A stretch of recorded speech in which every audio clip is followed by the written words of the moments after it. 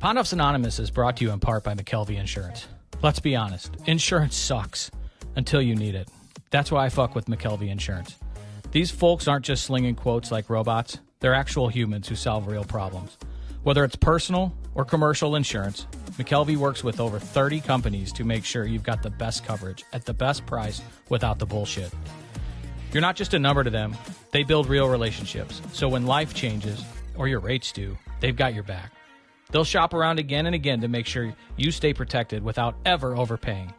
Call or text 618-623-0080 or hit up McKelveyINS.com. That's McKelvey, McKelveyINS.com. McKelvey Insurance. Quick solutions to real-life insurance problems. Anywhere in Illinois or Missouri. I'll react if I had to. Put some things in the past too, and don't let them distract you, but react if you have to. I'll react if I had to. Put some things in the past too, and don't let them distract you, but react if you have to. React if you have to, Don't know the time, just know that I'm, one of a kind, What's on your mind, We're hard to find, Beautiful mind, Still in my prime, Just know that I'm here. Ponduffs Anonymous, Season 3. I've already lost track of the episode count. Episode 4. Episode 4. Okay, yeah, same. You're going to have to put your headphones on here. Straight hair. I mean, I guess she doesn't have to. Are you done eating? Uh-huh. You want to take a last sip? Yeah, let me get a last sip. She is... It's horrible. Sam, I'm sorry for her behavior. Don't apologize for me. See, this is why she has to have her headphones on, because she talks out. She doesn't talk in the mic when she doesn't have them on. She's like, this is a great podcast when I don't talk in a microphone. Sam. I agree. When you don't talk in the mic, it's so much better. God, these two have been at it. They're like brother and sister. I just got here. Fucking at it all day. So we're going to have to parent while we pod. Yes. And I can't parent anyone. You've had a long day already. I have a child of he's 18 children in one. Whoa. So it's a boy? Yeah. So we... with an entity. That's funny. Well, not, but... Got to make light of it sometimes. Your son's giving you fits today. My son's deciding to protest. Oh, protest. Mine's probably Protest protesting something, just not ice. Just you. Oh. He's just protesting work. Okay, Anything, honestly, anyone who asks him to do anything in school. Respect. Charlie in the school walked out today protesting ICE. Yeah. And he texted Ashley and I that he was leaving school out of protest against ICE because all of his classmates were. So I said, well, if they jump off the Brooklyn Bridge, would you? Yeah.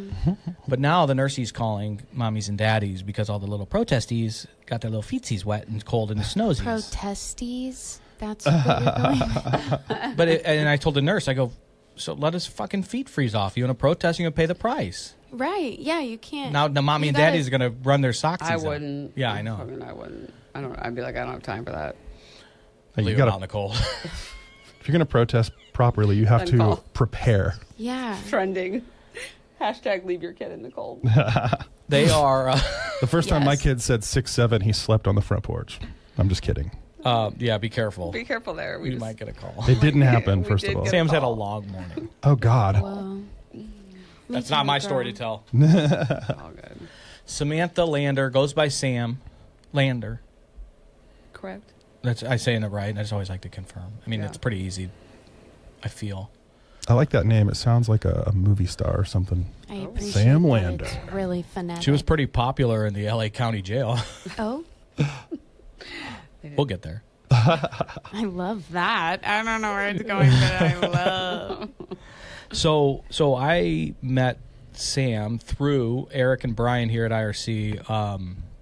Eric's CEO and Brian's kind of like the COO, one of our partners. And when we were opening, it's always been Eric's dream and my dream to have a big gym. And have you ever used it? Today was today the first time. I lifted. They don't have 150s, bro. Oh, they have one now? Yeah, well, we've had. I mean, that was a dream of Eric's, and it is smart to have a gym in a treatment center. A lot of people will need to pump out some iron. because you get sober, you either want to work out, expend energy, and the gym's better than the bedroom. Oh my god. In early recovery. That's the comparison of all things, like the bedroom. Like he linked it. To Always. that. You have to be able to work out because of the bedroom. Well, now I know why Get my used text to it. was like exactly. can we talk about your text so to me I this texted morning? him. Let me read it. Yeah. This is wild. So, A segment on the show where we talk about problematic texts. Oh my It god! really I text like a 3-year-old like high school girl. this is Oh her my text. God. but this this I didn't even mean. This And is they her- bitch about it Listen all the to time. this. This is her text to me at 9:14 a.m. I have a tour at 10. She said, "Slamming my BF and headed your way." Good God, that sounds like something you would write. I'm like, that's incredible. I appreciate your vulnerability. And, like Yeah. that was it. And then I came in and he's like, "So you need something to eat?" I'm like, "No, I just told you I ate breakfast." So his BF is breakfast. Slamming my breakfast. Oh. I was like, "Well, fuck." Even I'm like, what the? I'm like, well, you're perky. You know, I mean, you had a good morning. I wish. Damn. I wish. I that mean, was I'm my happy morning. for that you ate breakfast, but I'm I don't know. a little disappointed. I know I am too. I'm very disappointed. Wow, I wasn't we're expecting addicts. that. Slamming my BF. Yeah. Oh, That's boy. like And I was they like, killed "Oh my god." one of the main characters off in like the first season. That's how I felt. I was like, come on. Anyway, keep going. My So, bad. so that's how we started our day, and she clarified it because you walked in perky and happy, and I was like, you had a nice morning. Your hair looks so nice. And I even said- considering You're she's probably glowing. like, "Why is her hair so nice?" We were in Eric's office, and I'm like, I don't want to read it out loud. You're like, what? I go, your text you sent me. Damn, you're like airing it out. She sent No, it I was to you, trying bro. to, but she No, goes, but I didn't think. So funny. she's like, oh, you can read it, and then and then I Eric was probably like, says, "Oh, that's what." what that was is." for breakfast? I had some chicken What? and sweet potato. That's Mm-hmm. my favorite meal. Well, There yeah, you go. Good. yeah. Someone might be healthy in this room. It's great. I mean, And I try to have something green with it. healthy like- dietary, Yeah. maybe. Right. That's what I try to do at least. She takes for a dinner. lot of meds. You got to You're start talking about small. me? Yeah. She said you're healthy. I just want to clarify. Oh yeah, I understood like healthy eating when I moved in with healthy people. You know what I mean? Sam has been so the gym. She is connected to the person that Eric and Brian bought the gym equipment Oh, I was like, where's okay? for. And you reached out to me on Instagram. Well, so I met. So it's so full circle. My son was on. They interviewed him for the Duo Dog on the cover of the Webster Kirkwood Times, and literally that same week, I was at the chamber meeting, and a girl who writes for the Webster Kirkwood Times was there, and I was like, "Hey, like I'll tell anybody. Like I'm like one of those. I will ask, and Yeah. if they say no, I don't care. I'm like, hey, I got a story. I I was like, have it. I got a story, and I help fix people and help them get healthy. And I kind of told her what was going on, and then they interviewed my son, and then it turns out at the same time they were like doing that for my son, they were doing it for me for the Webster Kirkwood Times. Whoa. And when they were interviewing me, they asked if I knew you. Because they had just done Oh, And I'm yeah. like, I know everyone. I've been on every sober podcast. Like, Right. who is this guy? What the fuck? And so I Yeah. had to Oh, like, coming in hot. I searched. Yes and amen. I searched around and then I reached out. Because Nice. anyone sober, I'm like, it's like higher power sent him to me. And Yes. now I have to meet him. Your womb healer sent My you. womb She's the one that said you majored in alcohol and minored in cocaine, right? Yeah. That's Yeah, That was a we good met her at line. Clover. Yeah, that was a good line. She I said that? No, the journalist. yeah. Oh, yeah. journalist. She did a great She's job. incredible. She's like, I write about addicts all the time. I got this. I'm like, okay.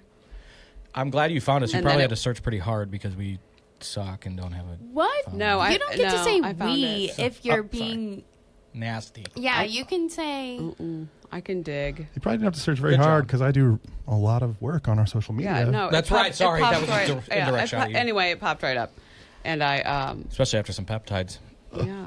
Why do you keep talking about peptides? She's because we'll get there. I basically sell drugs still. yeah. So here's Oh. the thing. This is my talk favorite thing. Semi-legally. It's always leaning in I was now. doing a little bit of show prep and I looked you up and I'm just like on your Instagram page. I'm like, this is going to be a great interview because like it already says Stop douching. Start using boric acid. I think that's one thing.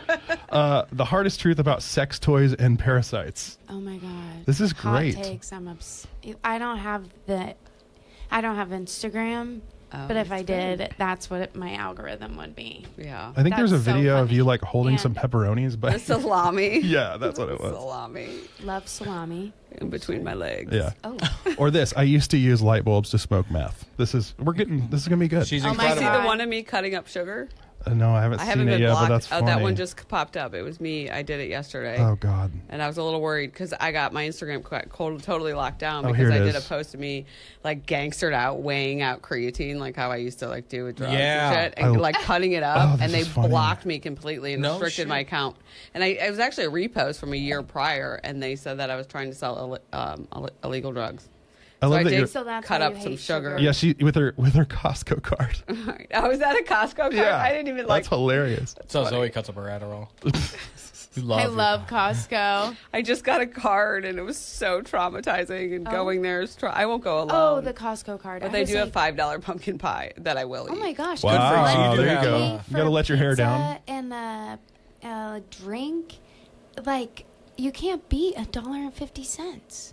Oh, I don't know. I just know they have pumpkin pie. Well, they also have Cheap. $5 chickens. I'm sure you can have Oh, those yeah. rotisserie Wait, chickens, But those right? ones Oh, at Whole Foods, I rotisserie. just could go there. Well, I don't like How the is it? Brentwood Whole Foods, that parking lot. It's a tough one. Anything. It's better than their. Across the street from the old coalition, the Foster and Adoptive Coalition and Refresh. They're moving Yeah. that. Yeah. That's a busy, intersection. Wait, let's talk about Sam. Yeah, good idea. I want to know. Yeah, we're getting there. She is. Can you get a You little mean to faster? get? Well, I'm letting you guys get your words out. Sam, so you do have a big following on Instagram. I mean, It's work. and let's start with that. What are you doing for a living now? Because it is a business, right? I think so. Yeah. I do have an LLC. Right. And I pay clients and taxes. stuff.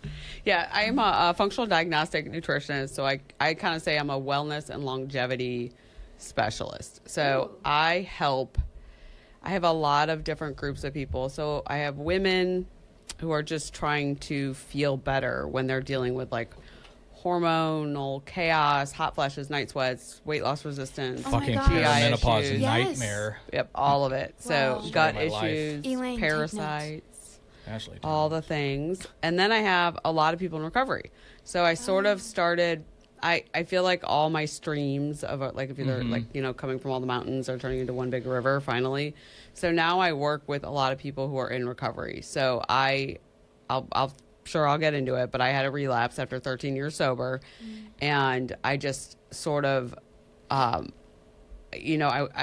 didn't know how to integrate my functional world and like my sober world, and I just started talking about my story on every platform that I could, as far as like, podcasts that were all over the world. I'd find people on Instagram, and I'd be like, hey, I want to tell you my story. I relapsed in the mommy wine culture, and here's what I do to help women feel better after they get sober. So I have a lot of people who, you get sober and you don't always feel great.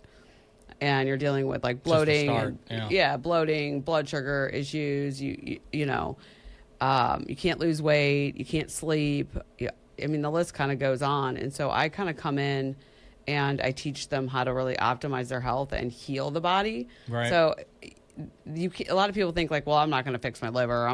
this is how it's going to be. Bullshit. And I'm just going to do that. But you literally, I'm living proof that there's a good 2 solid times that I have done a lot of drugs or drank a lot and been able to bring myself back to optimal or above optimal. From a low. Oh yeah. When I was drinking, when I relapsed, I was a bottle of gin a day, easy, every day at 4:00. So that was something. And I was able to, like, I feel better than I've ever felt my entire life. But I just feel like there's such a risk there's a lot of like those mommy wine culture, or, the culture of the wealthy drinkers too. In some respects, like they're doing a lot of the right things, but they still drink, but then they get sober. And I feel like if you get sober and you still feel bad, there's a high risk for relapse, bottom line. And there's got to be someone educating that. And then I also go off and I speak at a lot of big biohacking conferences, because people will buy all these crazy devices to, help them be sober, to like blood infusions to pull their blood out and put oxygen in their blood, or they'll get the red light panels and they'll do all the crazy peptides, but they're actually just need to quit drinking.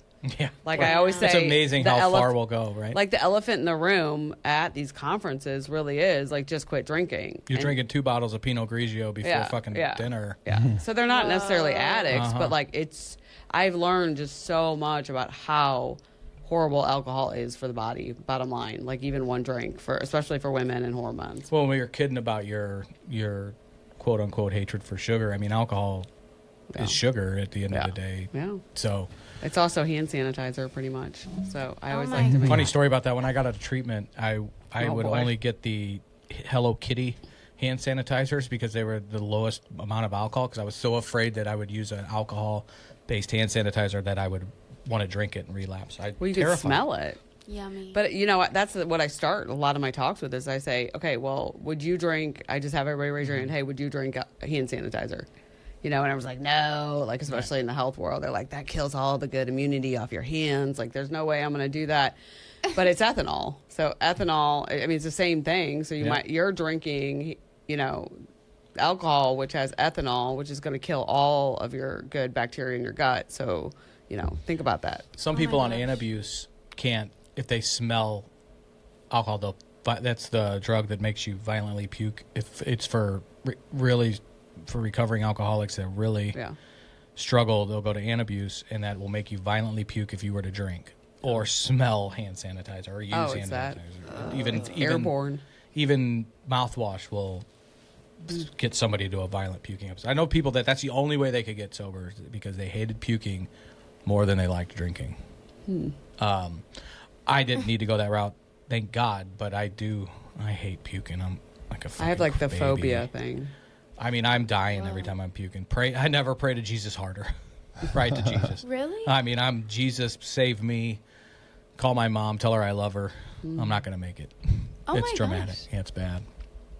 And then Ashley kind of laughs about it. I'm like, bitch, I'm fucking sick. I'm dying here. Ugh, I've been lucky. Wait. I've only had to deal with it once with my kid. I'm so sorry, Sam. Did you say bitch? Oh, sorry. No, that was just a figure of speech. I didn't say that. You misheard. She's About Ashley? my princess. I'm okay. I take it back. I take it back. Okay, sorry. Keep going. She is a sweet little princess, Sam. She is. That's why we don't use the B word. Keep going. We have our resident feminist. So Sam, start at the beginning. Were you always a nutritionist? I don't want to say freak, but You're like interested in No, it? I grew up in my parents were super healthy. So I was that kid that could never trade. Where did you grow up? In Webster. You did grow up in Webster. Yeah. Okay. Yeah. And then I moved to Clayton, but I never could trade my sandwiches. I could never, it was like, Nobody's you know what I mean? taking that shit. I'd go to my friend's house and binge on fruit roll-ups and stuff because I never got any of that. And so.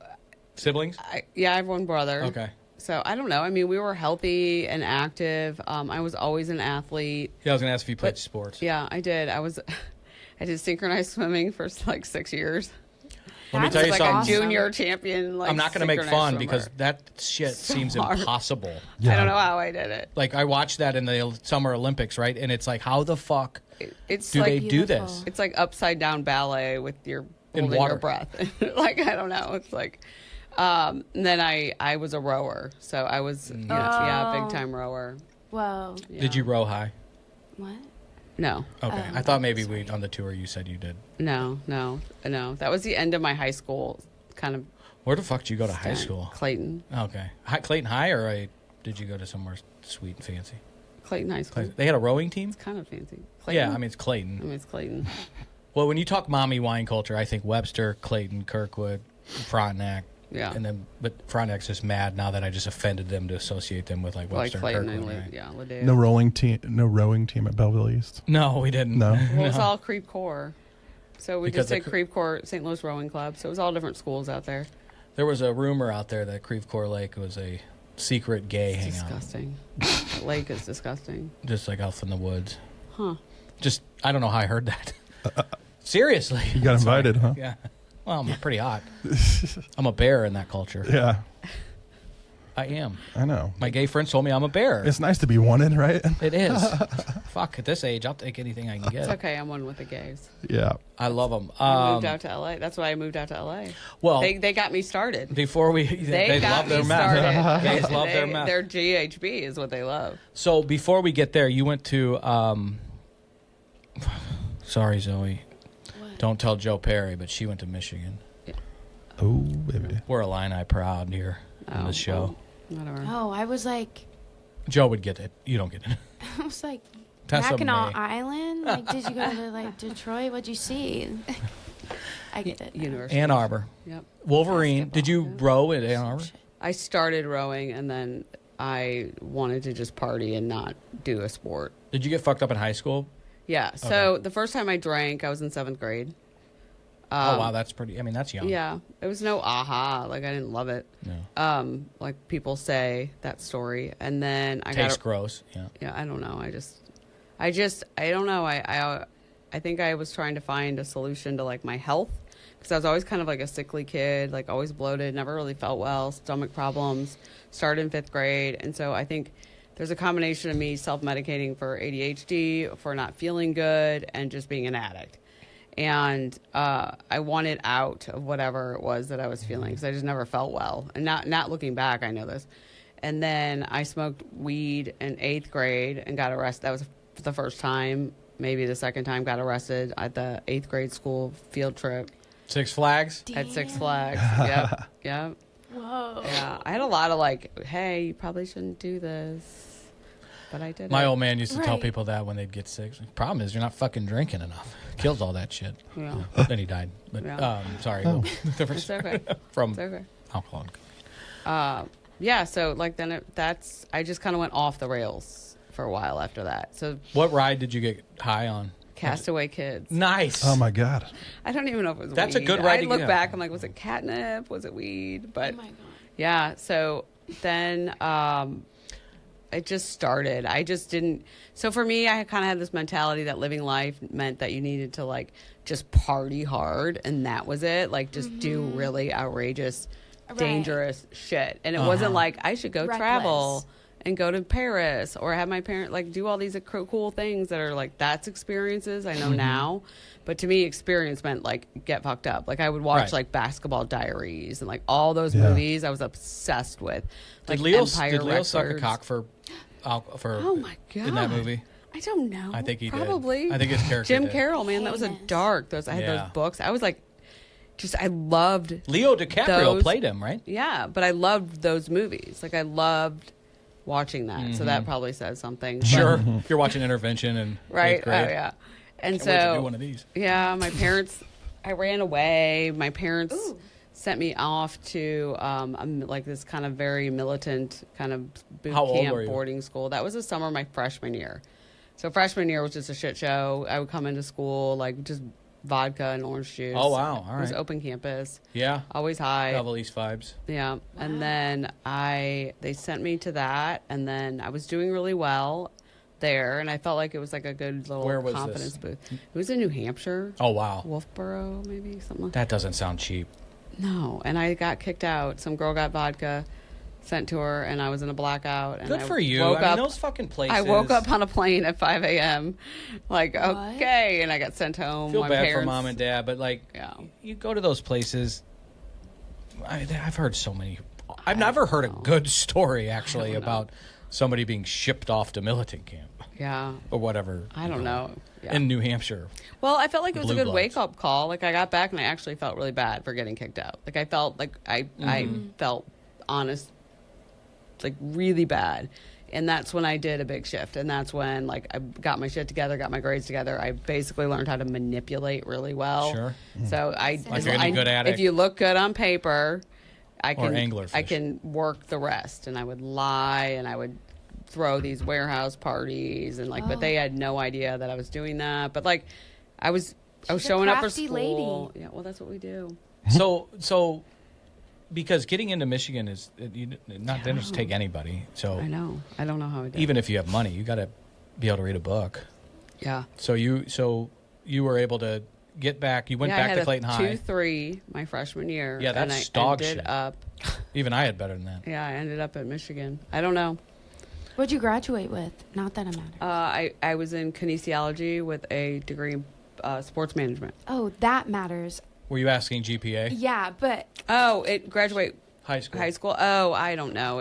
I did well because I would take like yearbook and get honors. So I Yeah. found Yeah, ways to work the boost it. system. I Yes. did that. Yes. It's funny you say that because I didn't start taking it serious because I was playing junior hockey and traveling a lot. And then I went to visit my cousin at U of I, Mark, who owns Olive and Oak, and he had the Oh. best weed. So I was like, I want to go here. And I started I wanna doing my go homework. here. And I went from a 2.5 to I graduated with a, like, not a 4.0. Who the fuck am I kidding?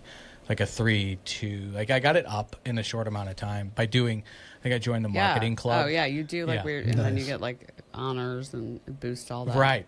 So for those, for I would meet with all my teachers and just like I wouldn't really do. I don't know. I just Uh-huh. act like I cared, I'm telling you, this and is they so would wild. just give me like a good grade. I won Student of the Month doing this. Yeah, you just gotta hang out. My swimming coach was like my AP Stat teacher, so like I had that in. My English teacher loved me. Nice. Yeah, And you were just fucking milking the system. I love yeah, it. I did that all through Michigan too, and I dated a football player, so I got all the tests. And you graduated 4 years ago? Yes. Don't worry about all that shit. I'm trying to. delete I don't want to ask you. No. your age, I but I'm trying to- graduated in 2003, and it's funny because I actually I've always had a lot of jobs. Like I've always worked. I've from always high hustled. school in 2003. No, 99. Okay. But college was 2003. But I've always had a ton of jobs. Just always hustled. Always wanted to Yeah. make money. Never wanted anyone to like have that control over me. And so I worked a lot when I ended up going to Michigan, and then I just like worked. I had tons of jobs. I was house sitting. I In was Ann Arbor? Yeah. And then there was a guy, a family that I nannied for, and he had a brewery and a business, like a local like restaurant. And he was the first guy to start to make the first micro distilled vodka that was flavored in the U.S. before Absolute. Bring it on, So- 3 Okay, olives. go It was a blueberry flavored vodka called Voda that was 80 Wow. proof. 80. That's higher And- than normal. It was like And 70s. I would sell it, and I would throw these parties at all the clubs and bring in Tiesto and like all these DJs, and like and you were probably really good at it. dude, I don't even know. I just did it. Was it the UV vodka? No, it never Not made it. UV. It never Okay. made it. So then I was That's supposed to, why I thought that because Yeah, she said don't blueberry. bring her up. No, Does no, Gretchen no. have some bad The experiences? owner of it ended up dying of alcoholism. Actually, shit. turns out.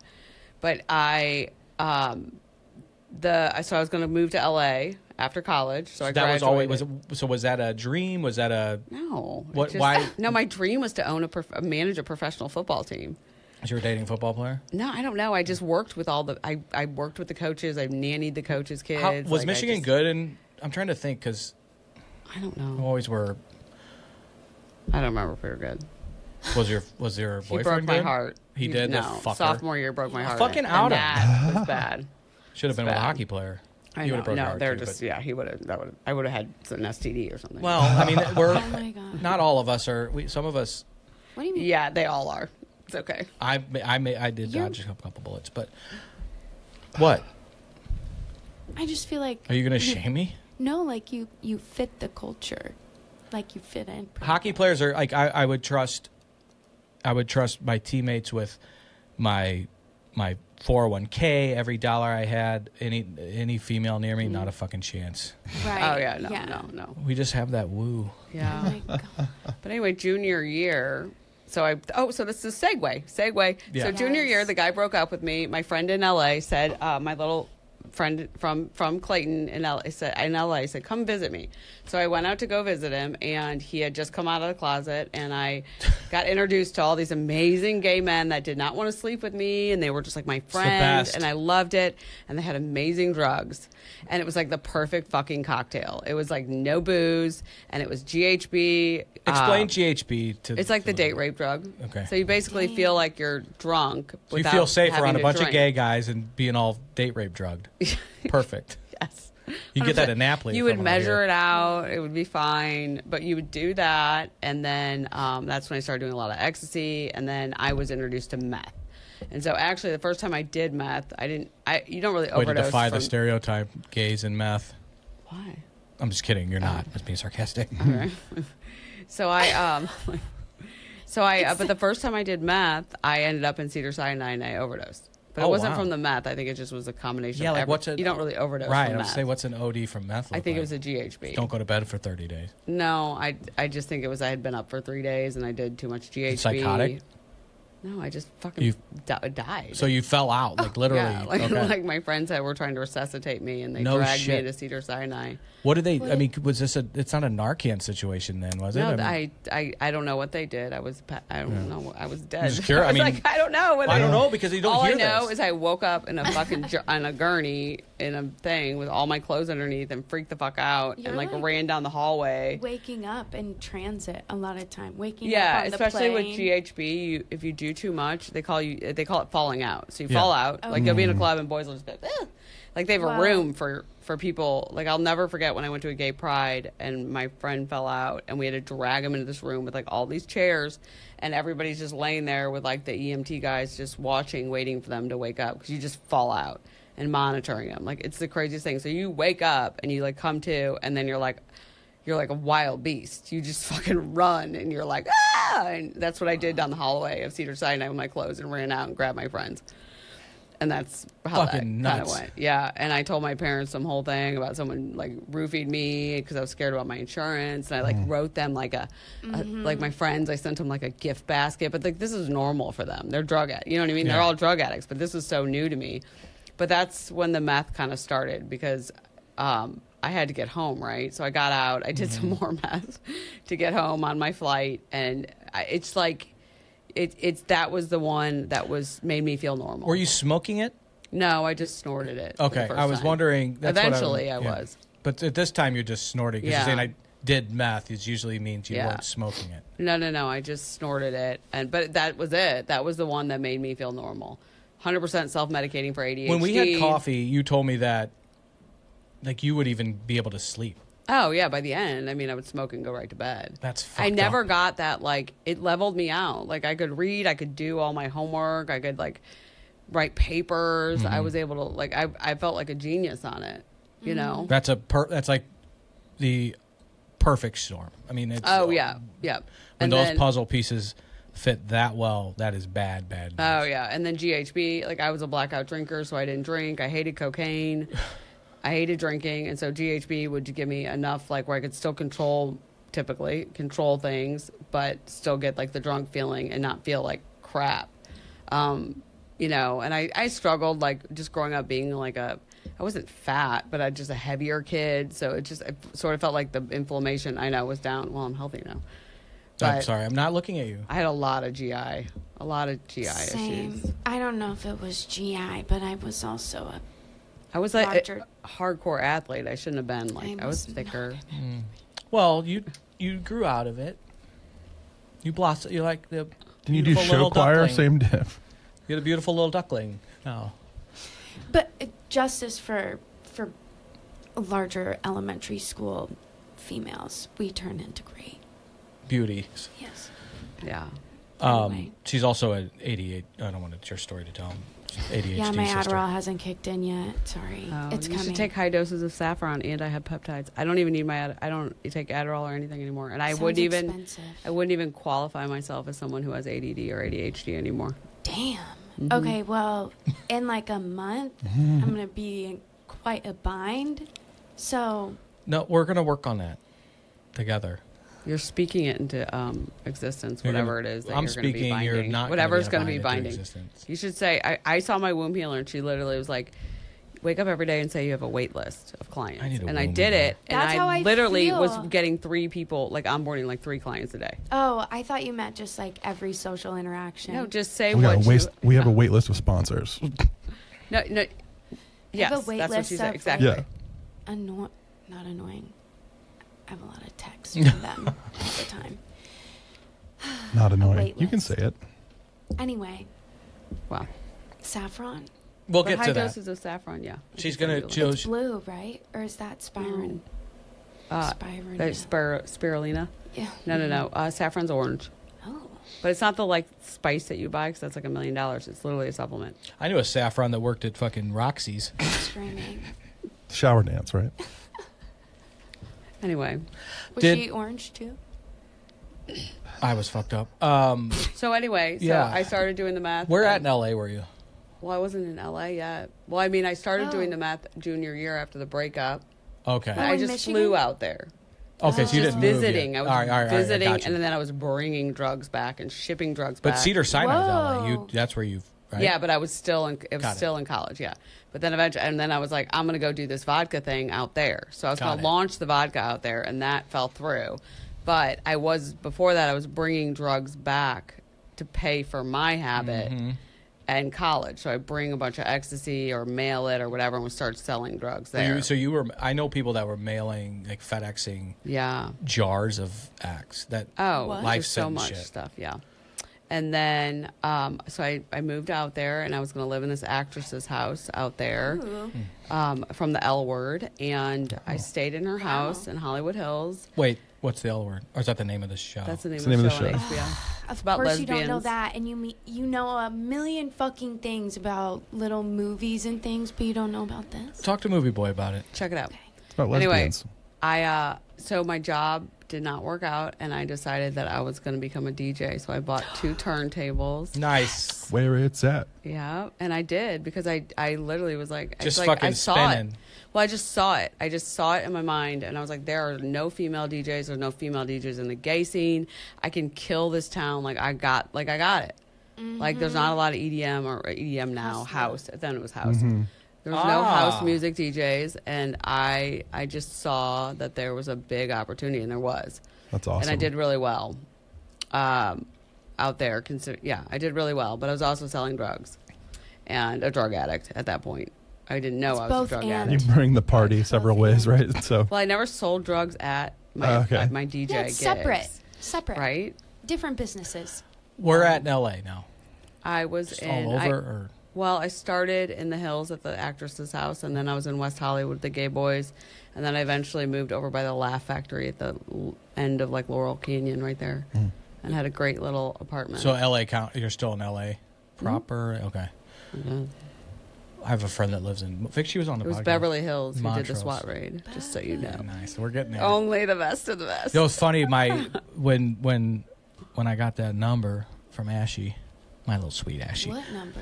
her phone number Oh, when she first called, and she called me 310. 310, and it came up Beverly Hills. I'm like, damn, okay. Man. I'm marrying in some money, and then I realized she went to Pepperdine and WashU and Oh, okay. doesn't have any money anymore.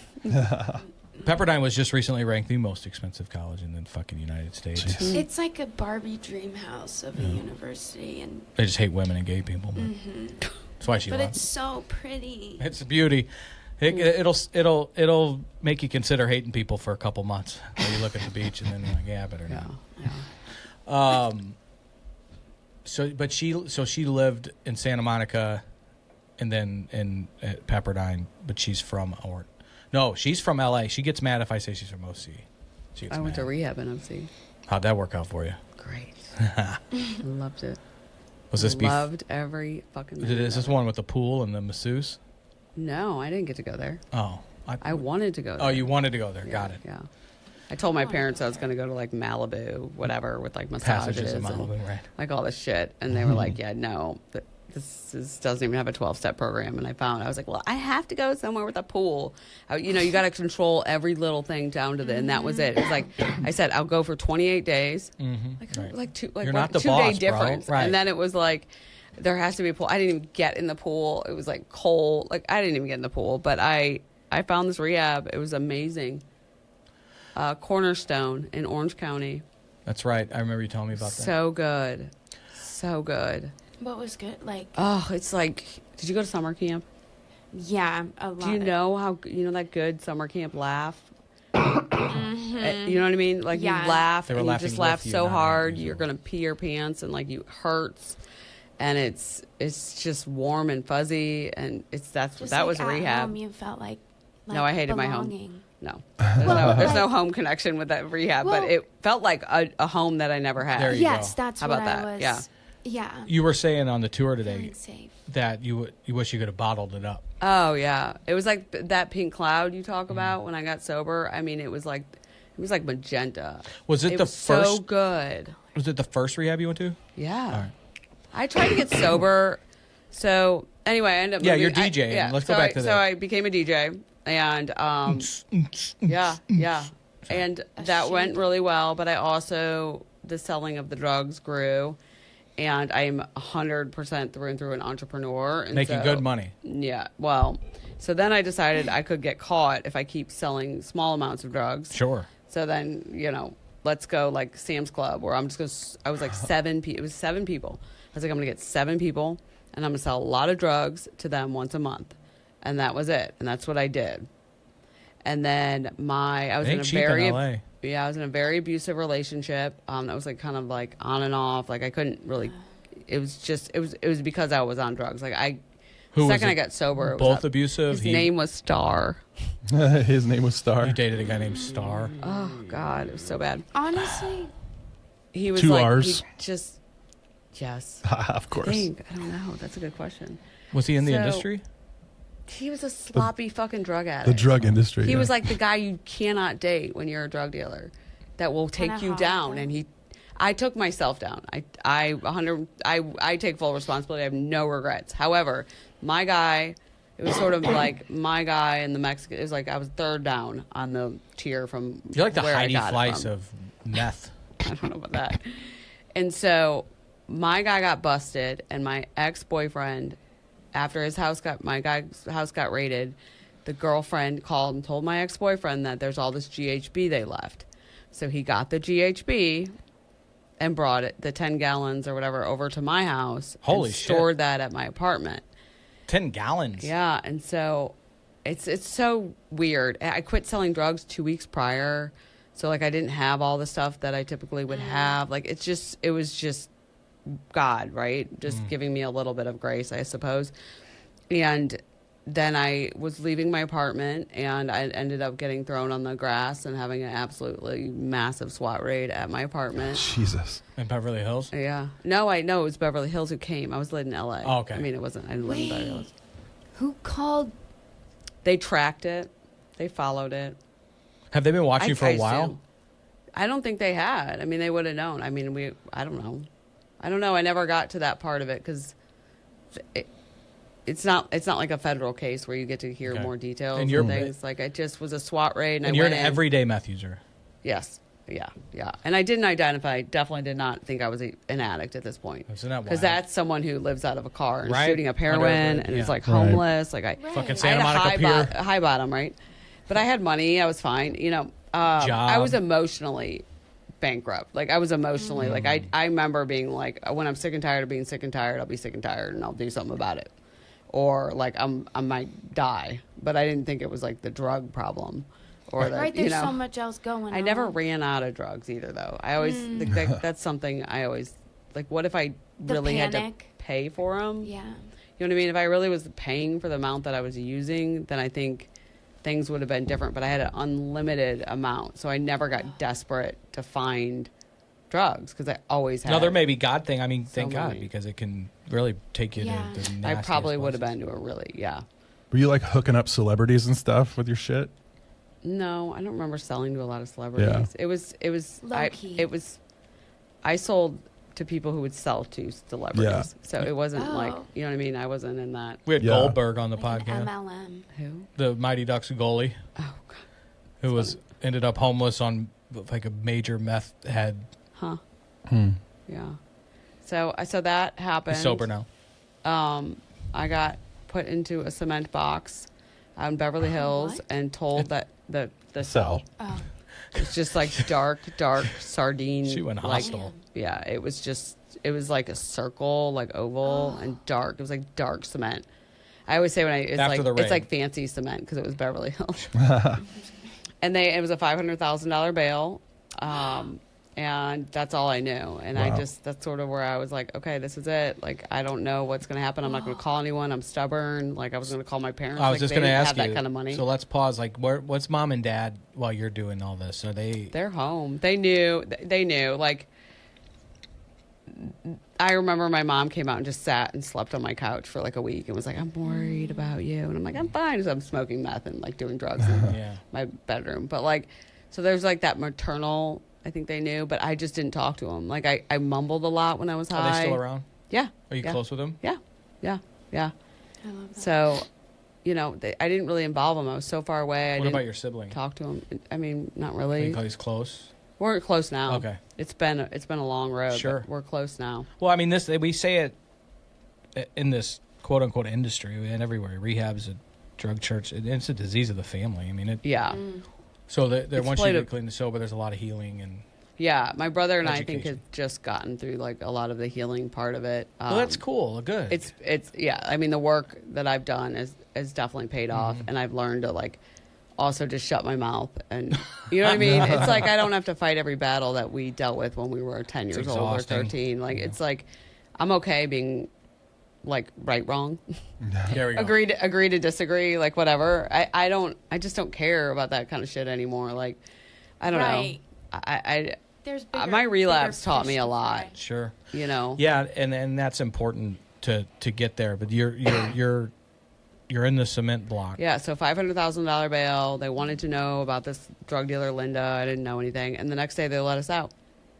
So they just let us out on OR, which is your own recognizance that you'll show up to court. I hear that on SVU Yeah. and Law and Order. Oh, okay, yeah. Just in case, so you know. And I got to my front door of my apartment, and the Missouri Postal Feds were at the front door. What the? And I thought it was the Beverly Hills cops or whatever, DEA, were the back. And it was, no, this is Missouri Postal Feds. We know everything about you. We have your best friend in custody. She told us everything. Blah, blah, blah, blah, blah. And, like, you may be looking at, 7 years. You may be looking at more. We don't even know if there's going to be a case. You're like, But we no. know everything. Well, they didn't know everything. They didn't have my friend in custody. But I was shipping drugs home to St. Louis at one point to my friend. Not like it was an excessive amount, but I did mail drugs. Yeah. And my friend got busted, which I didn't know. She had tried to set me up on a phone call, but I was so fucked up. Like, you couldn't even understand it. They couldn't even use it. I was like, blah, blah, blah, blah. No shit. Like, I was just mumbling, and I was like, this is weird. I gotta go. I don't know what you're talking about. Like, that's what it sounded like. And I just stopped talking to her. And so the guys she was selling to said she was getting from someone in California. So it just sort of was like that cycle. And that was that. And so I sat in my apartment for 7 months, freaking out, thinking it was bugged, trying to quit using drugs. At that point, I was just smoking meth, not like as little as I could. I remember I started trying to drink wine. Like, I just remember that being part of Tried it. something else. Yeah, but you couldn't, everybody was busted. Like, and everybody was scared shitless. Like, everybody was going down. And I know that I had offloaded, like, a ton of my drugs the 2 weeks before I stopped to, like, someone in the gay scene. And, like, then they were, like, everybody was just getting busted. And so I just sat there in fear. And then I went to go visit a friend of mine in rehab. He's like, come see me. You're going to love this. I'm like, what are you, okay. Right. I'm like, I'll come visit you. I'm so proud of you. Like, yeah, I don't have a problem. And I went and I was like, this looks great. Like, No shit. I was like, he's like, you should really go. And I'm like, okay. You And then, should really go. right? I'm like, okay, this just looks so fun. Like, he just looks so happy. This is Cornerstone you're talking about? No, Oh, this some one. other Okay. rehab. And I was like, okay. And so I went home and I asked my dog, and I was like, Lexi, should I go to rehab? And she put her head on my lap. And that's when I made the phone call to my Has parents. Kim ever done that to you? Have you ever had that These conversation with Kim? dogs. Yeah, these dogs. She They save just your does lives. cuddle me if I start crying. Oh, she's She a comes sweet on. baby. Yeah. Yeah. I have a She doesn't Frenchie. like peanut butter. I have though, a Kimberly. Frenchie. He doesn't do anything like that. He farts and snorts. Well, she does. He can't pick up on my energy. Kim has IBS. Let's just call it that. no chicken for dogs. Or peanut Really? butter, apparently. Yeah, typically they're very allergic to chicken. A lot of them. Interesting. Mm. It's just Jif peanut butter. For Oh, I don't Kim. know. She Just get She's got- almond butter. well, yeah, Mm-hmm. or like there are other solutions. It's just when you find out that it's a problem. Yeah, there's shit on the walls and stuff. I got like a picture. an explosion. Yeah. Anyway, Yeah. It's like White Castles. When you say peptides, I think Pepto-Bismol. Like that's what. That's what I thought you guys were talking about. I was like, oh, totally. I'm more of a Tums girl. You have the chewables. Yeah. Yeah. No, they're not that cheap. So you get it. Like, is this your first like itch or not? Maybe not itch, but maybe I should try this or rehab thing. Yeah, I just didn't even I didn't even know like it was such a like I knew it was something, but I didn't know like I didn't even know what 12 steps were. Like I don't know. I like literally was clueless, and I went, and then I was like, I'm a fucking addict. Right, that's what I was going to ask. I was like, this is it. I'm an alcoholic. I'm an addict. I'm everything. You are all. This is me. And like, I didn't even give a shit. Like, I told everybody. I had no problem saying it. Like when people say I was so afraid to tell people, like I just don't. Did a light go off? Like this is shit. I guess I went 100. and I was done. My detox was easy. I literally have not thought about using any of those drugs since then. Since that treatment. Yeah, I mean, I relapsed on alcohol. Yeah, and we'll so get that's there a because different thing. I remember when. Were you in drug church when our friend Jessica shared her story? No. So But don't tell her. No, you were there. You were probably just doing. Yeah, pizza. I was childcare. So she was. We had a girl. We tell a personal story every Wednesday night, and she was talking about her. She really found solace in ACA. It's Adult Children Alcoholics Dysfunctional. And so when we were talking, she shared the laundry list. They have an ACA laundry list with people, and we read it out loud. And like 90% of the fucking crowd's like, oh, fuck. Like they had that reaction like, oh, this is it. Yeah. I'm an adult child. That's what they call I'm an adult I heard child. they're changing it. They're adding dysfunctional family to the name. But they say, I'm a fellow traveler. I'm an adult child.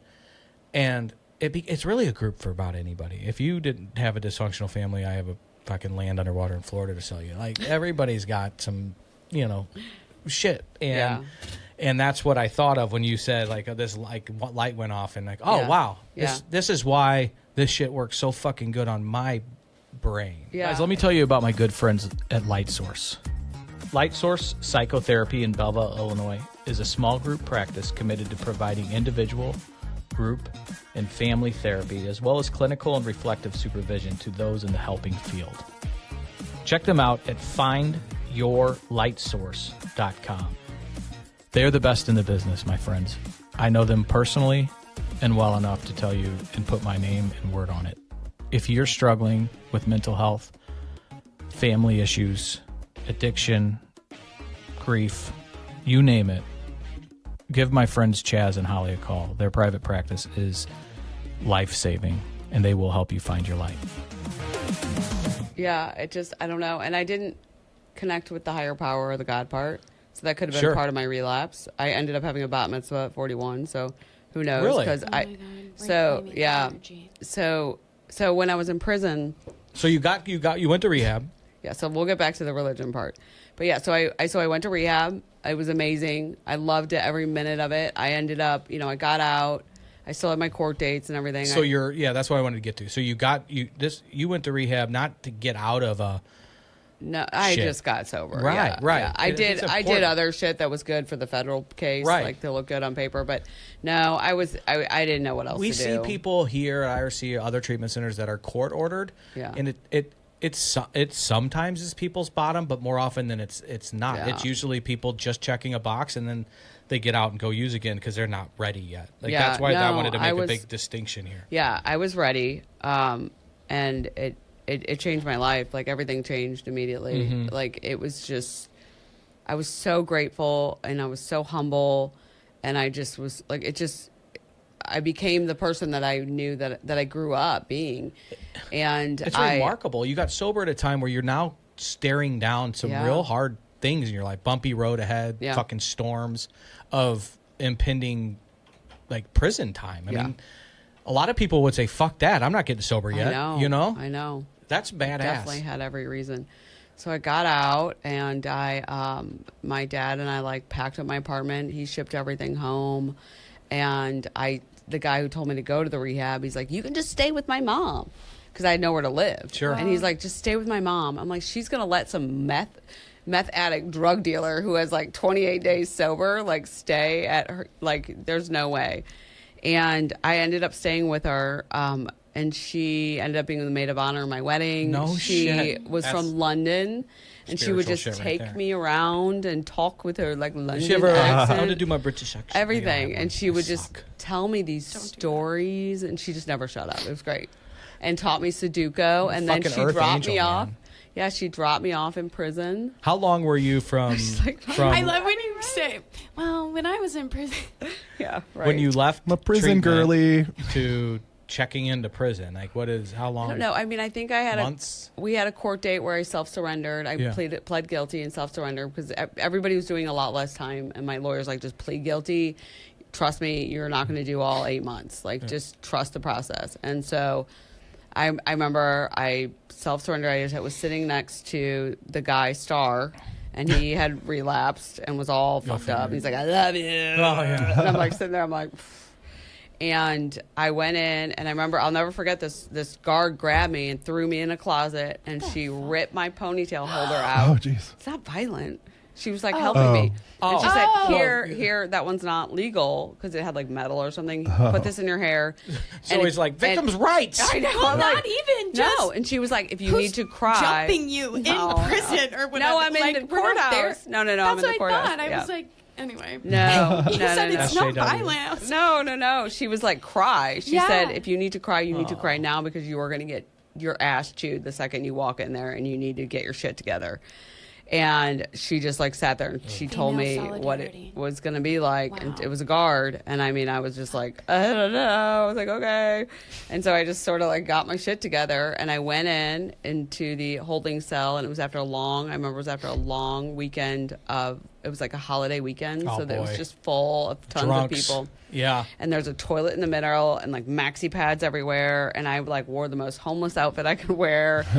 And it was like, I walked in, it was just like You get game down on. like that. Like little Blondie came in. Yeah, holy shit. And then it just died down. And I mean, people were just so fucked up coming off drugs. And Just detoxing cold turkey and shit? Oh, Fuck. yeah. And I was like, then shackled like a to horror someone. movie. Shackled to Shackled? someone, like detoxing, getting till while Whoa. they transferred us.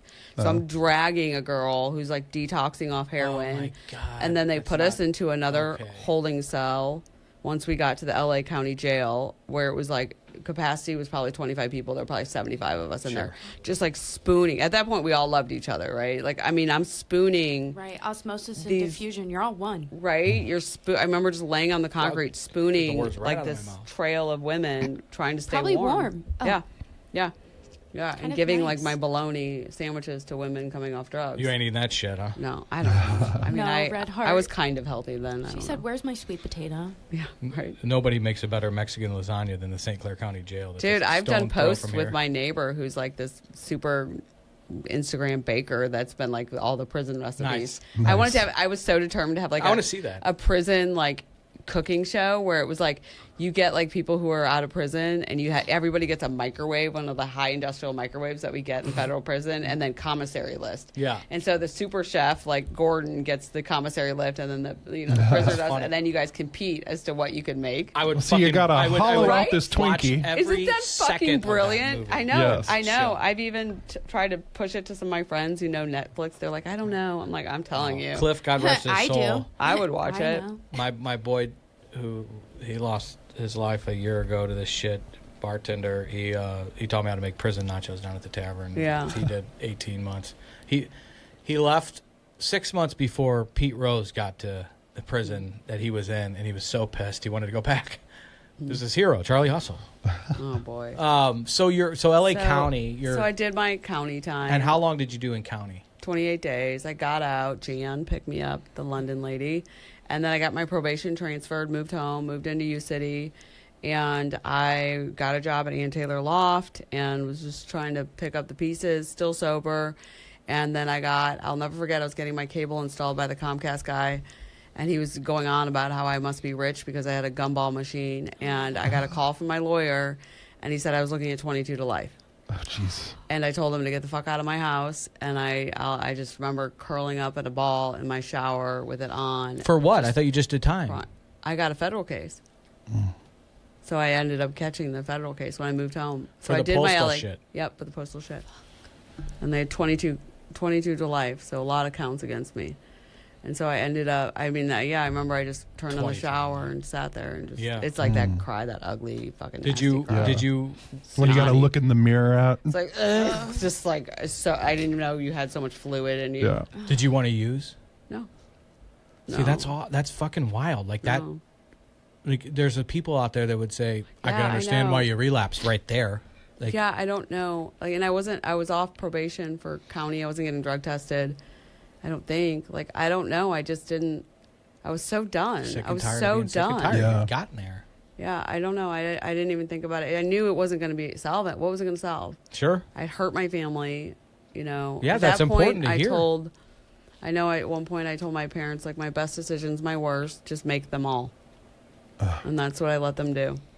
That's And a I level of showed up. surrender Yeah, I showed up to meetings. that I loved AA. I loved that shit. I hope if anybody takes anything from this is they take what you just said, because that's a level of surrender that is liberating people, but people are so afraid to do it. Just say, fuck it.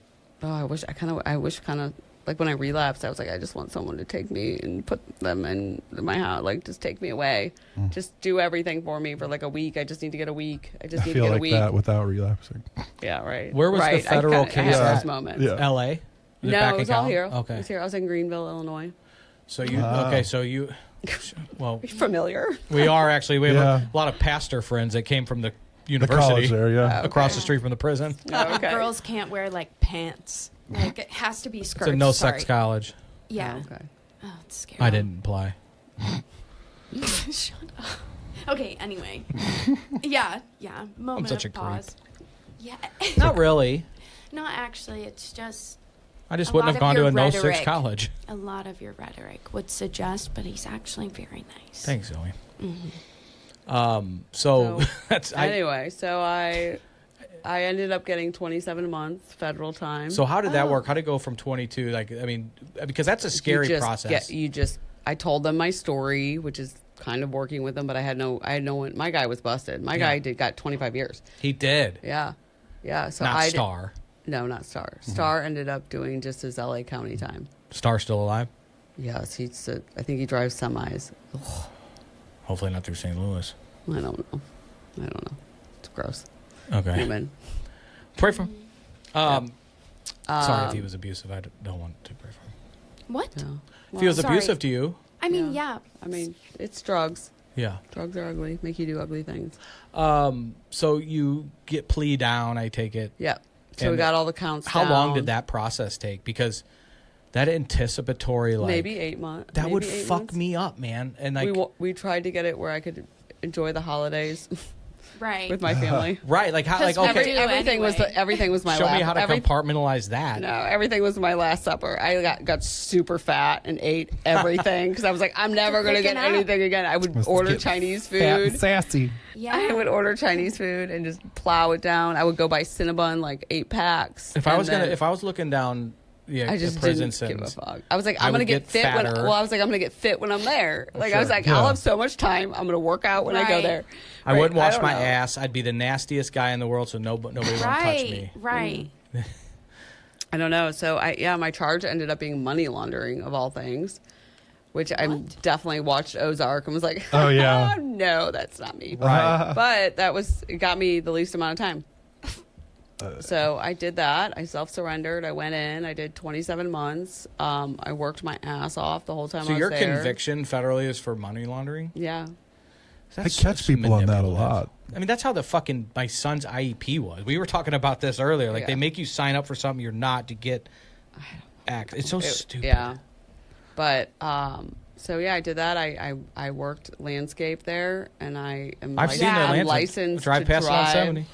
You ever climb that fucking wall? No, that's like some military whatever. It's wall. wild. I always Training. wonder. I'm like, man, I don't want to go to this prison. My fat ass ain't getting up over that No, wall. no. Holy shit. But we would Use go. the gym We'd clean first. we'd mow that. I'm licensed to drive like every kind of machinery. I ran the garden. Whoa. A forklift, backhoe, genie boom, road grinder. Damn. Nice. Oh yeah, I stayed Through busy. prison? Yeah, I did that in Via prison. prison. Wow. Yeah, and then I did the drug treatment program. I was the first federal inmate to female to get to go and leave and tell her story to high school kids. I thrived. Yeah. I really did. I thrived. I would've been I a- needed it. I needed that life break. Had I had a kid or something, it'd be different. So religion. I will say though, when I was in prison, that's when I realized that I was missing that. I was worried that like I was missing that. Like I wanted. Sure. I saw the power of religion in everyone that was there, and so like my cellmate, her mom was like dying, and they wouldn't let her furlough out, and her son was being raised by like Hell's Angels, and she just read the Bible, and I was like she literally, her mom died while we were there, and she just read the Bible and got through it. And I was like, there's something fucking to this shit. And then I would go and I would do sweat lodges with the Native Americans every weekend that I could. And that was like, that's like my thing. Like I was really powerful. At Greenville, for me. they had those. That's you can't cool. take someone's religion away. That's and, right. like Oh, Wiccans, everything. And there was one Jewish girl, and so I would do the Jewish stuff with her. And so I saw the Try it all, baby. I love it. I just saw the power in it. And then after my relapse, I just was like, I was sitting in my niece's bat mitzvah, and I was like, I think I'm going to do this.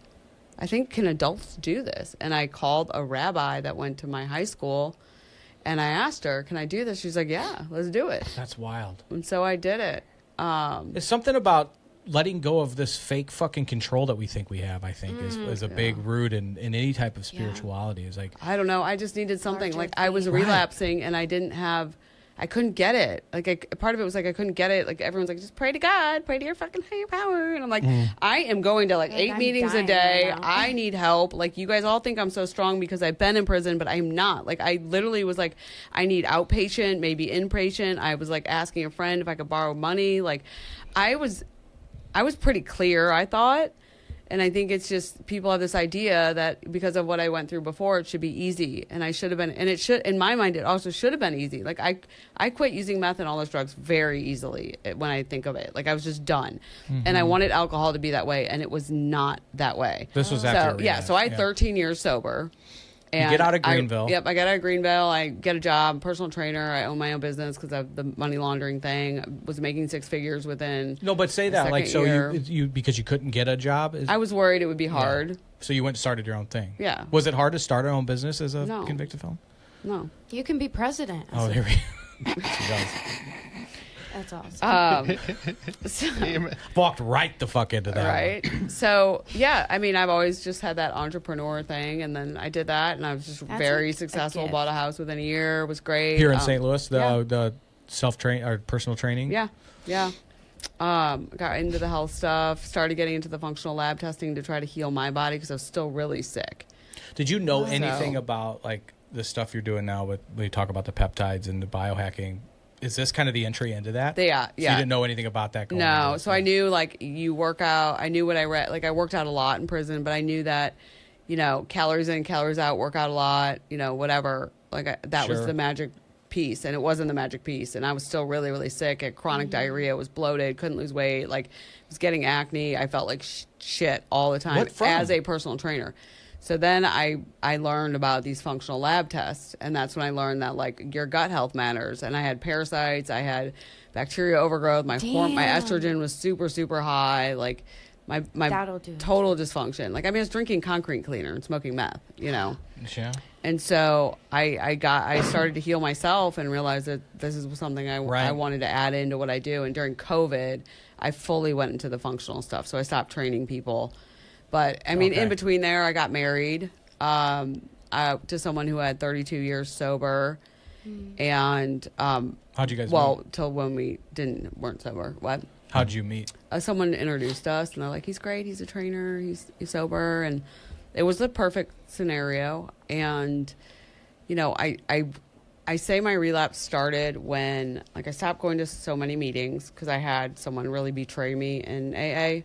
And so that was very, very, very difficult. And so I just kind of pulled away, and then I started to go through a lot of stuff to try to get pregnant. So that infertility thing.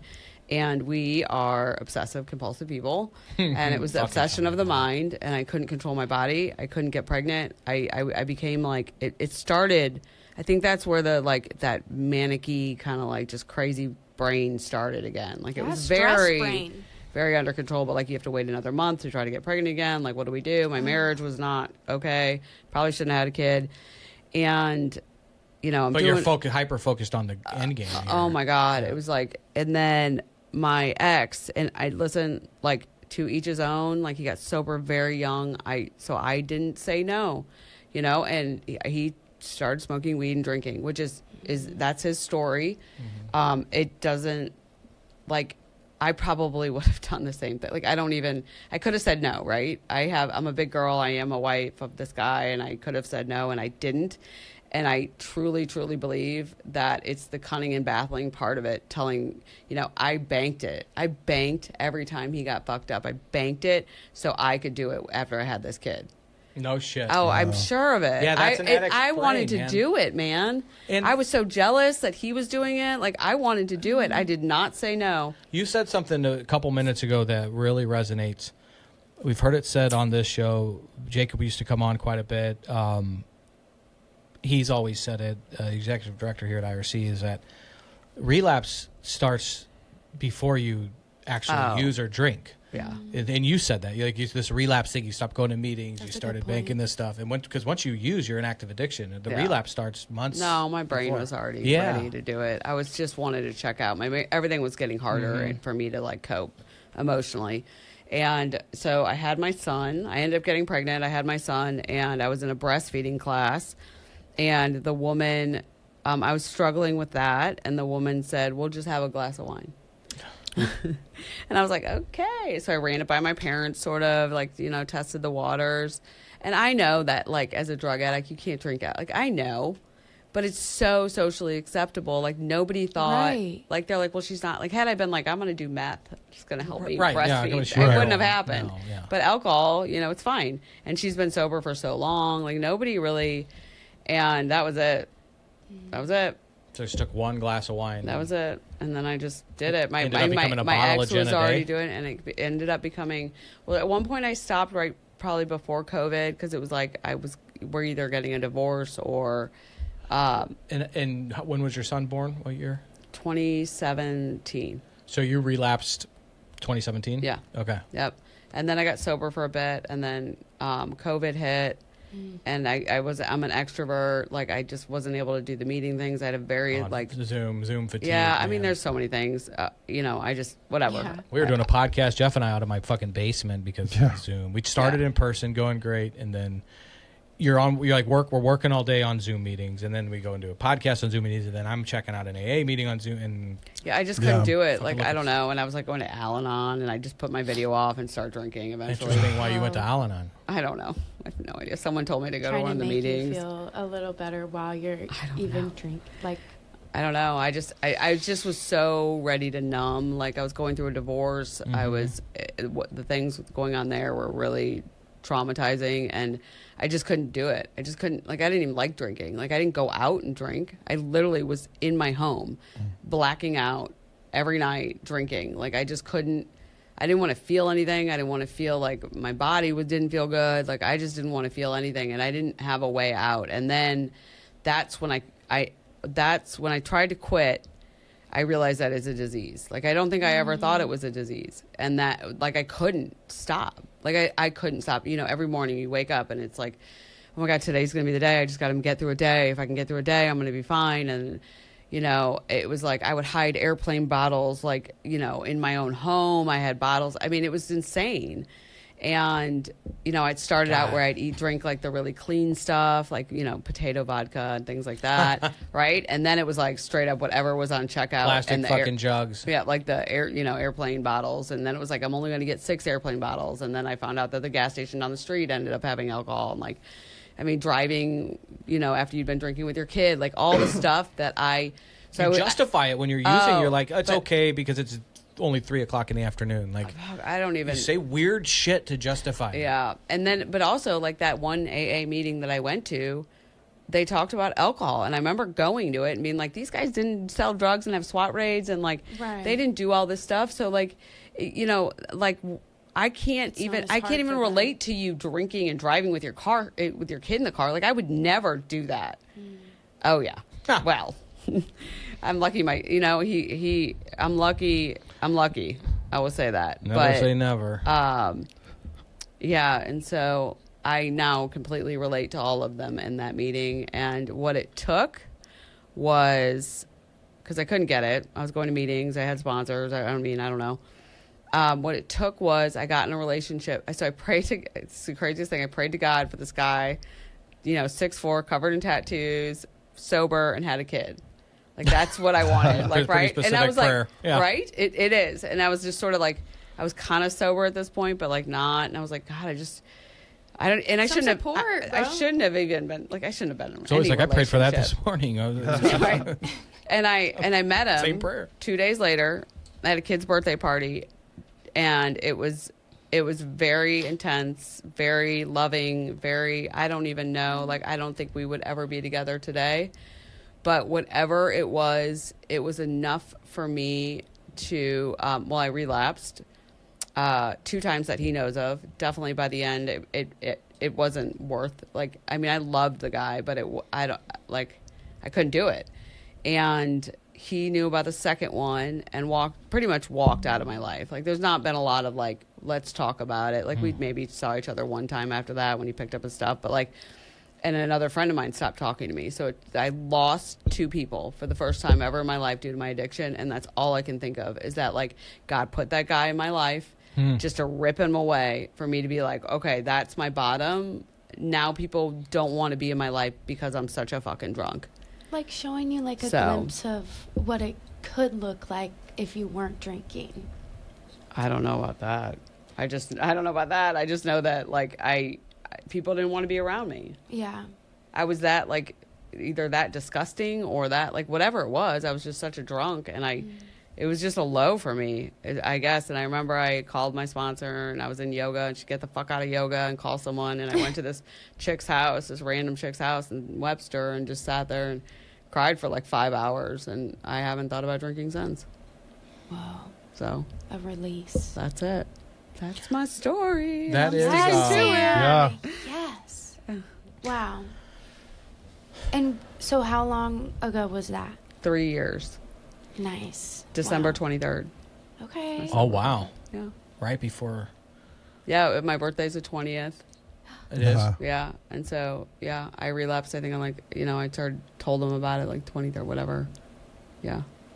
A couple days later, he was like, see ya. Whoa. Wow. Right after your birthday?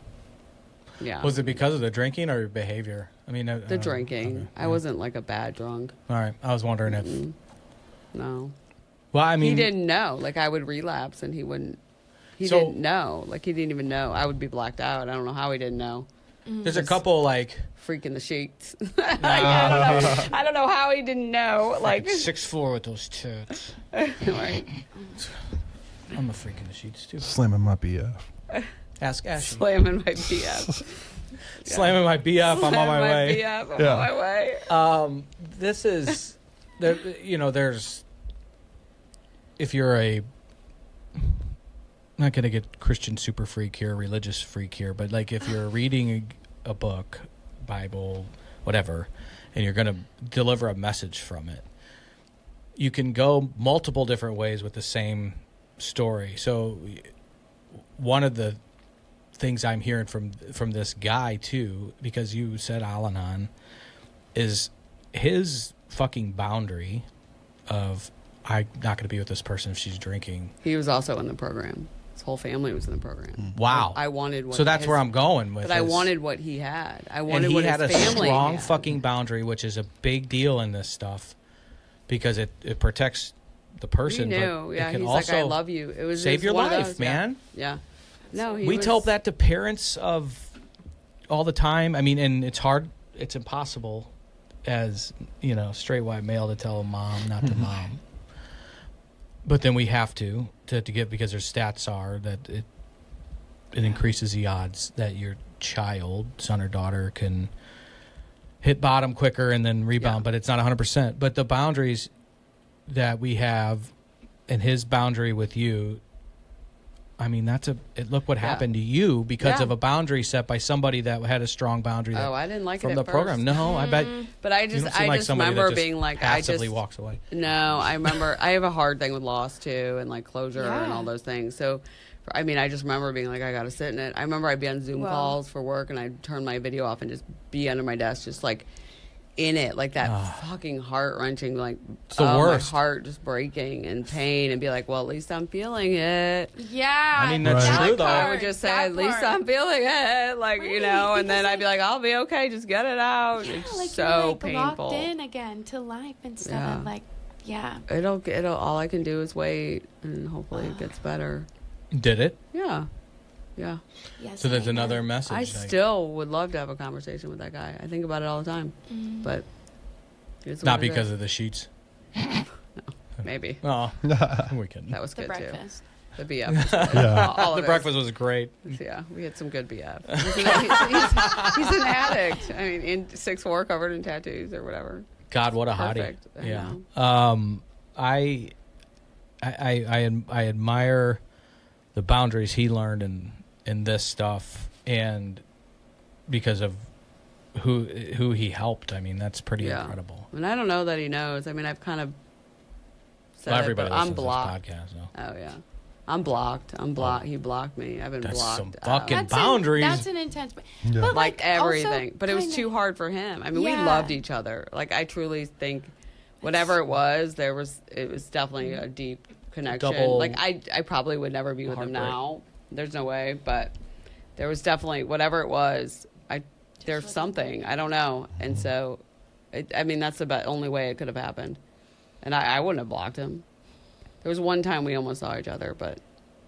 It's a small town, but I know, right? And I've never. So actually, the only time I've ever seen him, it's just the weirdest thing. It's not. I don't know. It may be weird, maybe not. But the one time I saw him, I remember I told my friend, I go, I feel him. I feel him in my body. I'm going to see him today. And I went down to some punk rock festival. I'm like, I don't know, maybe this is it, but I'm going to see him. Like I feel Jeff was there. like I'm going Probably. to see him. And then later that day, I was pulling down Brentwood, and we pulled up next to each other. No with a car shit. in between. Swear to Whoa. I God. hope you called your womb healer. I swear I didn't know her then, but I saw him and I was like, "What do I do?" Like I didn't know to honk. Like I mean, I did. I Panic at the I disco. totally. bro. And I think I might have honked, but then he was in a turning lane, and what he did was he had a cigarette, and I was like, "That's it. That's my sign." Because I couldn't today. There's no way I could be with someone who smoked, and he did smoke, and I was like, "This guy didn't change. He still has a little girl, Right. and he's smoking." Like that was it. I don't know if that makes any sense, but that was it. Like No, I was like, totally. "That's my Whatever. message." Is Yeah. we wouldn't No cigs jive. for- We yeah. wouldn't jive. I don't. No No, sugar, no BF cigs. for smokers. Yeah, like that's Helps a even after boundary BF. for you. You got to get the ick, and then not to Yeah. follow him. Yeah. The ick. Yeah. Nathaniel I'll had a crush on Zoe until he heard her try to order pizza the other day. And he was like, "Oh my god, I would die." I'm just kidding. Not really. That happened. It was a process, She was on speaker. and that's where we'll leave it. we were just struggling a little bit with the. He's like, "Oh my god, I would kill myself."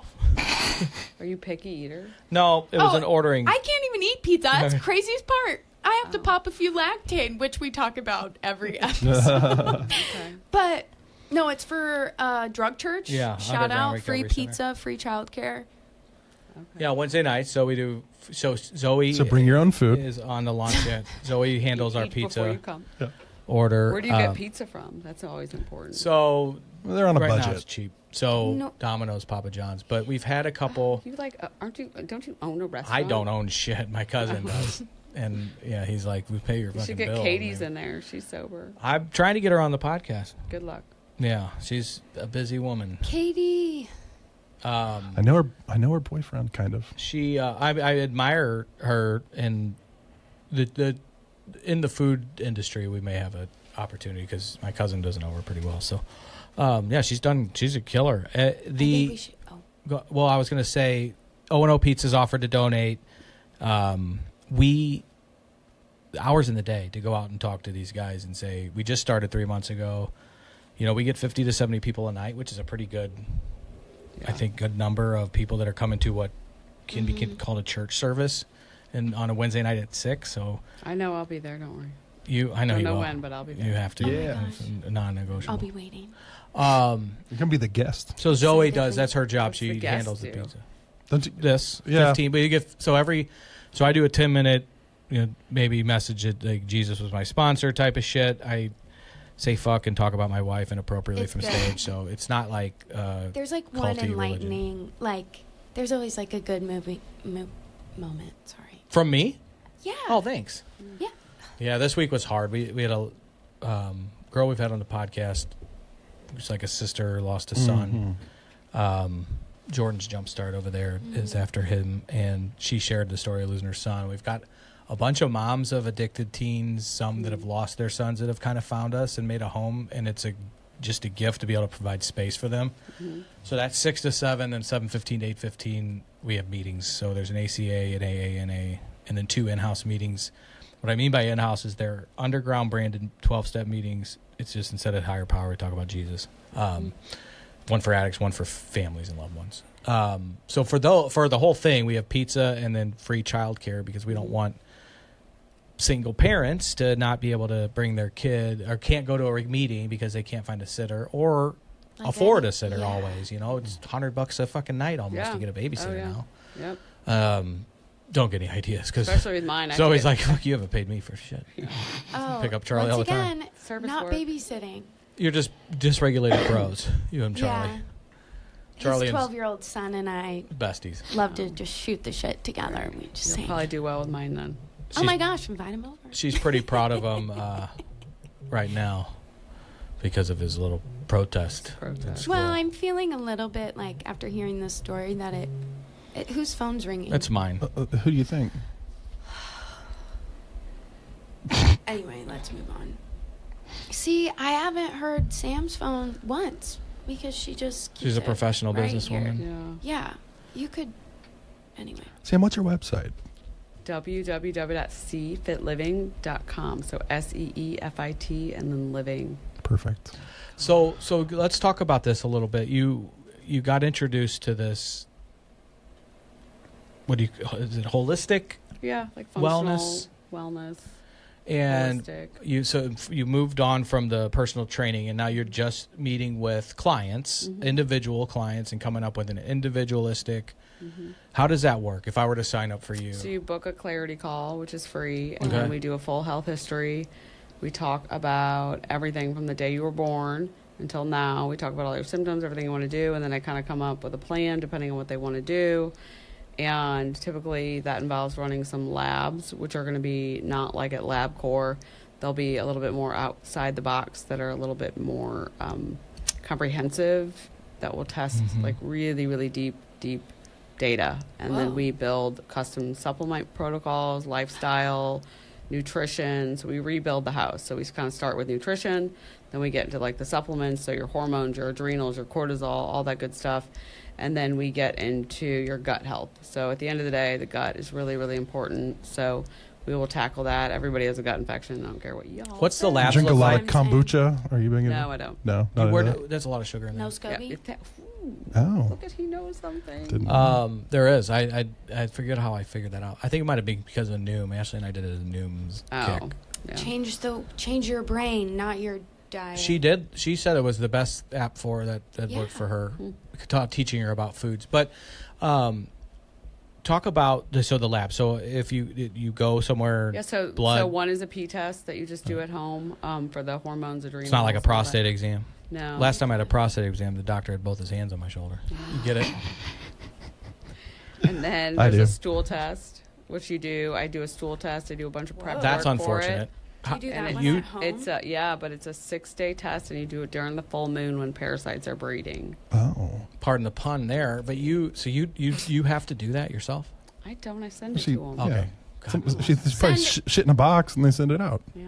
Whoa. Do we send it to you and you send it to them? to the Okay. lab, and So- they send okay. the I'm results. screaming. Great. It probably has. It's already addressed. Probably That's incredible. postage paid. Yeah. Well, that's how you. I mean, it was one of the gut thing. You got to figure that out somehow. Yeah. So there's the blood, the stool. What else is there? Those are probably the 3 most common ones I do. The blood is the food. What was the sensitivity. third? The stool test, the urine test, and then there's Urine, a food sensitivity test that is a blood test. And that one's great for addicts because actually we tend to have a lot of like food addiction and things like that. So when you eat an inflammatory food, you actually get the same response that you're going to get when you do drugs. So you're going to get that dopamine, that serotonin like surge. So it feels good to eat inflammatory food because it causes inflammation in the body. All those things get released. So then you continue to binge, and it can be like spinach. It could be carrots, but that's going to trigger that binging, and then you just go and you can't stop. But if you can dim that reward center a little bit, like by removing those inflammatory foods, you'll see a lot of people have a lot of success with like getting off sugar, eating cleaner. You know, I mean, there's peptides that are incredible for people who are in recovery too. If you do it the right way. I don't sell peptides. I build programs for people that fit what they need. So, I mean, they're using GLPs. Like, I use a really advanced GLP, a GLP-3, but they use... So that's like my Zepbound? Yeah, but you don't want to be on that. You want to be on a retatrutide. But... Well, talk about that. Yeah. So there's a GLP-3 that the FDA is actually about to approve. It's in phase 3 trials, but obviously it's not... A lot of peptides aren't FDA approved, so... But, I mean, I'm able to get it. So meth's not FDA approved either. No, right? Or the coke. So I told you I'm kind of selling drugs still. And so, but retatrutide will be coming out, but that one is a lot of health benefits. It's a triple antagonist, so it does a lot more things to help you, like the way you burn fat, the way your blood sugar is stabilized, the way that your insulin is. It shifts your insulin, the way that it slows the gastric emptying time. It rewards that, it dims that reward center, all the things that like a lot of times addicts are struggling with. So if you do a microdose of it, it can sometimes be really beneficial for addicts. But it's always person by person. Yeah. And you have to do lifestyle. Like if you're doing it for weight loss, you have to eat right and you have to work out. Right. If you're doing a GLP, like I would never give anyone one if it's like that. And I would never do a high dose, which is typically what you would get from a doctor. And then you just become like a skeleton and you're not really doing anything else to help your body. Yeah, I mean, But I mean, NAD helps repair the liver. It's great. Glutathione. This is all part of your program? Detox. It just depends on the person. But yeah, you can do all these. What would somebody... Typically sub-Q injectable. So some people, if they have history of issues with needles, it's probably not the best thing. If I were with an addict, but I have non-addict clients. Sure. So what are some reasons a client would come to you? Bloating, hot flashes, night sweats, weight loss resistance, constipation, diarrhea, acne, eczema, psoriasis, autoimmune conditions like Hashimoto's, PCOS, endometriosis, rheumatoid arthritis, things like that. Gout? Mast cell syndrome. Is gout? I have some people with gout. I have gout. I take allopurinol. Yeah, mast cell syndrome, Lyme disease. Wow. Chronic illness, some really chronic illness, some just moms that are just overworked and Sure. work the fuck out. What about infertility? That's been kind of a topic. Yeah. Has there been some success with infertility? Yeah, or? I have had success with that. And you treat males and females. It Yeah, doesn't. I do. 18 and over, obviously, probably. Yeah, I have some kids. Okay. Yeah. I've been known to give my kid a few things to try to see what we can do. Neurotropics, and he has something called MTFHR. So MTFHR is a genetic test you can get done, and if you have one of the variants, it's really good to support it. It can cause a lot of issues. MTFHR is a fuel for methylation. If you can't methylate well, you are not converting your folic acid into folate, which is a fuel for methylation. But methylation basically it's a biochemical process that like keeps you thriving, and it helps with like your neurotransmitters, inflammation, all that stuff. So a lot of Anyway, keep going. So a lot of kids who have behavioral issues, or there's someone who has just chronic inflammation and it's not showing up anywhere else. Typically, they probably have MTFHR. But my kid has one of the variants because he's dealing with some struggles. Yeah. So he's young too. Yeah. So we support it with like a sublingual like lozenge. You've noticed good? No, I haven't noticed it. What's MTF? But MTFHR. What did it stand for? Oh, you're really going to make me do that? Oh, no. I didn't know if it was... It stands... I'm not... You don't have to. You explained it. I just didn't know. They say a lot of acronyms here, and then they're like, how do you not know? That's what they'll test. It'll say MTFHR, typically. Whoa. This sounds very... Methylene terahydrofolate Reductase. Thank you. Yeah, that's why it's MTHFR. Thanks, Jeff. This is just so interesting, and I think this is world changing. So I wish people- everyone would do this. It's knowledge is power, right? Like, I didn't know any of this shit existed, and there's so many. I'm a pro doctor, trust doctor guy, but there's A time and a place, man. It's I like think a Western medicine hybrid is shit, great. right? Like, why not? Well, I mean, I Medical had to deal with wreckage of my past. I pulled 10 teeth. I've had I was going to ask you severe- about meth mouth. severe. That's all. I don't. You know. don't look like a meth addict. No, but I never had any. Anybody giving you? Is that mouth a pickup line issues. you've? Like, Right. Hey, you don't look like a meth You should addict. open Right. with that. I mean, my whole story doesn't look like the Sure. story. So, I think that's the thing. But you did don't fuck- judge a book by its Yeah, cover, true. right?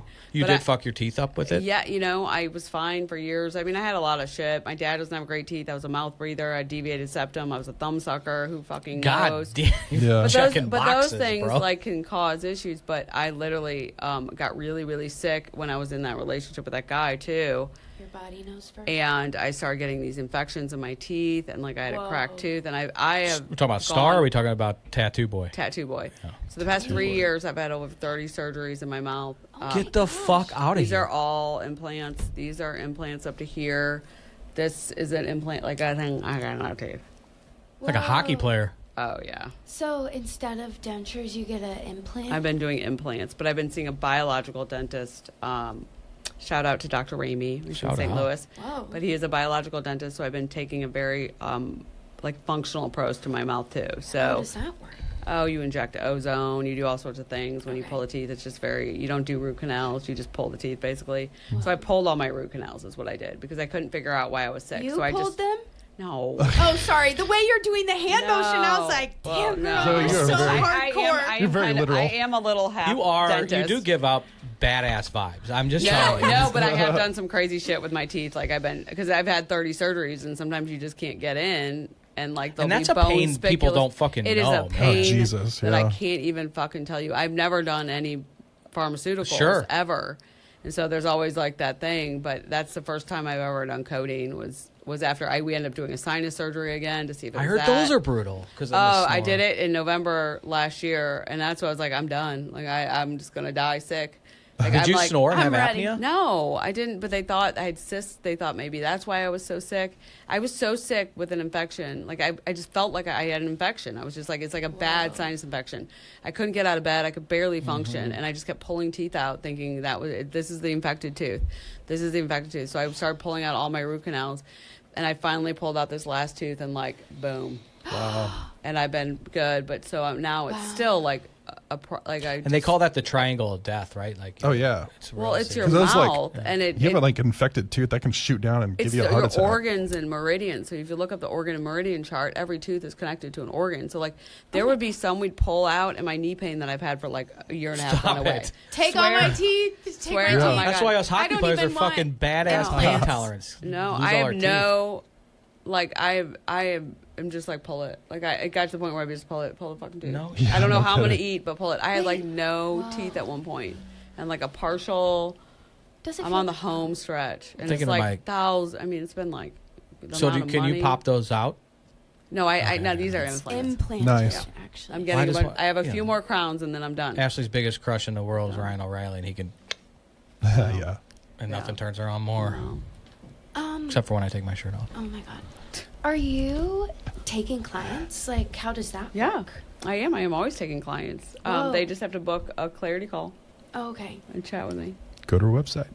Go to my website Pops right up. or my Instagram, CFit Living. We know You that. can see a lot of weird ass shit that Last- I So I funny. mean, he just rattled off that three was of them. great. do. Last- Keep The it salami fun. one's I my Ask favorite. away. Keep it fun. She's got 5 minutes. I'll keep her all day. What about hair loss? What about it? Like, do your Thi- supplements and stuff? Are you I can asking help. for yourself? It Are you could be a asking thyroid issue. For, you fucking, It could be a thyroid thing. It could be age. oh, you're asking about a You can friend get of yours. exosomes. Help you. You could do exosomes and stem cells Oh. into your head. I'm good. Fucking Bald's a new 6'4" tatted up. freak in the sheets. Just get yourself some tattoos on the head. If you're 6'4", like if you're so tall I can't see it, then I'm like, fuck it, I'll never see the top of your head. You will if it's breakfast time. God, it's so hot. Like that's where we Nice. that's where we have to. And that's it. Let us pray. Sam, thanks for coming on. You're welcome. This was awesome. If you guys check out Sam, we're going to put all our stuff or links or Instagram on our notes, on our socials. If you need insurance, please call Evan. I was just going to bring that up. Last question. Do you take insurance or is it? I don't. Okay. Sorry, No. Evan. Still call Evan for everything else, though. For insurance-related needs. And if you are insurance. struggling mentally, like all of us, especially Zoe, call Light Source, our friends at Light Source. They will get you the best therapist in the world. And in my opinion, everybody should have one. Sam, thanks a lot. You're welcome. I'm Thanks for having excited to maybe dip my toe in on a little bit of this stuff. I have on strict orders from the wife that I don't need any help with the libido, that I'm horny enough. Yeah, but there's so much more. Guess I'm horny goat So weed. much more Imagine than that. breakfast. So much more. We got a lot of other meals we can that's have. what lost me Lunch and dinner. You lost me at libido. There's more stuff that you work on. All right. Thanks for coming out. Thanks for coming and taking a tour. I think the important thing is you said a lot of really cool stuff, but it makes sense that a lot of people in recovery can benefit because we do some fucking gnarly fucking damage to our bodies, man. Which always was funny. Like people were like, hey, we can't get a vaccine. Like you were snorting Ajax off that hooker's ass cheek 5 weeks ago, bro. I saw you. Now you're Mr. Clean. But call Sam. She can help you get that shit worked out. All right. Thanks, everybody. Let us pray. Pondoffs Anonymous is hosted by Chris Pondoff with Zoe Mendenhall and Jeff Allen. Produced, engineered, mixed, and filmed by Jeff Allen. Recorded at Illinois Recovery Center in the Pondoffs Anonymous studios. Music by McCall. The track is Anti-Hero. This podcast shares stories. It's not a substitute for professional help. If you need support, visit pondoffsanonymous.com and contact us.